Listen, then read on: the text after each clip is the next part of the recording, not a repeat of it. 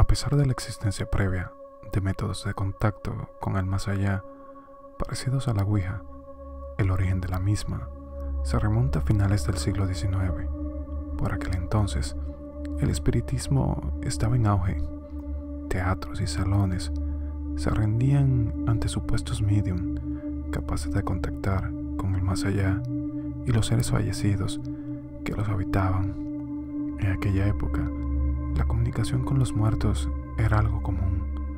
La Guerra de Secesión Americana, al igual que pasaría con la Primera Guerra Mundial, no hizo sino fomentar una necesidad de comunicación con el otro lado. Para Richard Wiseman, investigador y profesor de psicología en la Universidad de Hertfordshire, la creación del espiritismo fue una genialidad, porque era una época donde la ciencia y la tecnología ganaban terreno a la fe de forma imparable.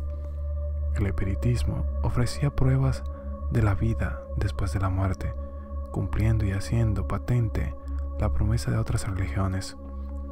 En ese caldo de cultivo es donde surge la tabla parlante.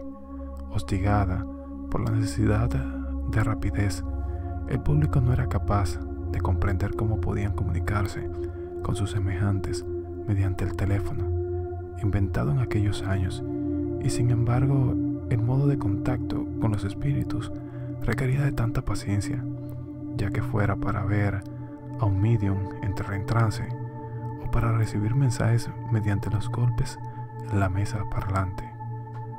Esta misma necesidad de rapidez fue la que llevó años antes a Isaac Post, un cuáquero amigo de la familia Fox, los precursores del espiritismo a mediados del siglo XIX, a idear un método similar a la Ouija, pero que difería en la forma.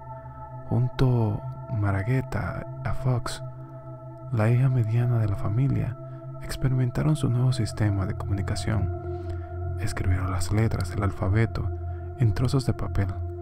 El espíritu solo tenía que dar golpes seco en el momento en que Post señalaba la letra adecuada.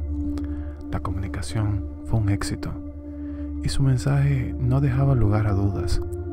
Deberíamos proclamar esta verdad al mundo.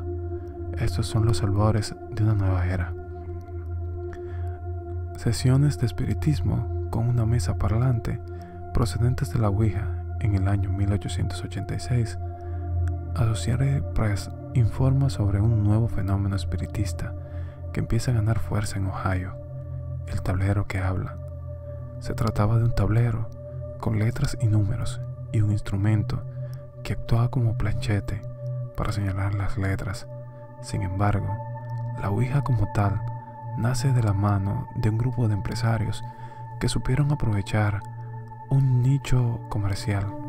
El público reclamaba velocidad y es lo que se le dieron. Así, hacia 1890, Charles Kernall de Baltimore, Maryland, reunió a 4 investigadores, curiosamente ninguno de ellos espiritista, y dieron forma a la Kennard Novelty Company, una compañía dedicada exclusivamente a producir y distribuir tablas parlantes. Ahora, había que ponerle nombre.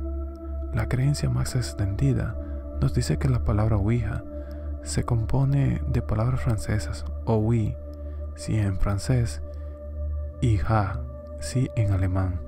Sin embargo, intentando rodear el objeto de una obra mística y milenaria, también se dijo que en un día que la palabra Ouija quería decir buena suerte en egipcio, algo que es falso y que además contrasta bastante con la connotación moderna que se tiene de este objeto.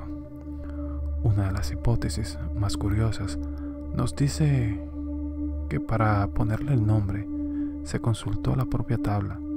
En las sesiones participaron la hermana de Elia Pond, uno de los miembros de la empresa, Ellen Peters, que según su hermano era medium.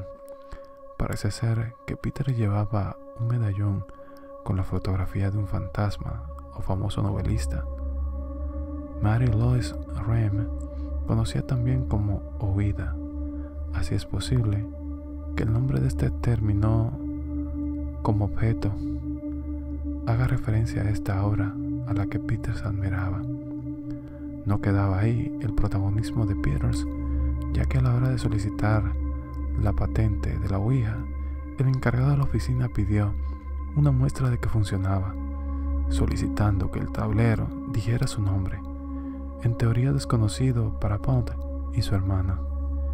Y lo hicieron, aunque no conviene descartar que Bond, como buen abogado de patentes, hubiera preparado antes el terreno y conociera previamente su nombre. Así, el 1 de febrero de 1891 aparecía al The Pittsburgh Dispatch, uno de los primeros anuncios de la Ouija, la maravillosa tabla que habla. Rezaba el titular del anuncio, que por $1,49 ofrecía entretenimiento para todas las edades, e incluso los científicos podían aprovecharse de esta tabla, cuyos misteriosos movimientos invitan a las investigaciones más cuidadosas y a descubrir que podría estar formando enlaces que unen lo conocido con lo desconocido, lo material con lo inmaterial. La Kenneth Novelty Company se convirtió en una máquina de hacer dinero. Antes de 1892, la compañía pasó de una fábrica en Baltimore a 2 en New York, 2 en Chicago y otra en Londres. Desde luego, su invento funcionó. William Fuld acabaría haciéndose con todas las acciones de la empresa encargada de producción y distribución de la tabla. Decisión acertada, ya que el invento no dejaba de generar dinero. Incluso durante los años de la Gran Depresión americana, abrió nuevas fábricas debido a la demanda constante de tableros. Los más supersticiosos no consideran tan acertada la compra de Fuld, ya que quienes ven su accidental muerte, la oscura y alargada sombra del objeto maldito, el cual sirvió de decoración a su lápida. Como señalamos, los beneficios no dejaban de llegar. Una sola tienda llegó a vender 50,000 ouijas en solo 5 meses, en 1944. Pero sin duda, uno de los datos más curiosos tiene lugar en 1967, un año después de que Peter Brothers se hiciera con los derechos del tablero. La cifra de la Ouija vendidas ascendieron a 2 millones, superando incluso al Monopoly. Y esta fue la curiosa historia de la Ouija. Si te gustó, da like y comparte, y danos qué te pareció en tu comentario. Hasta la próxima.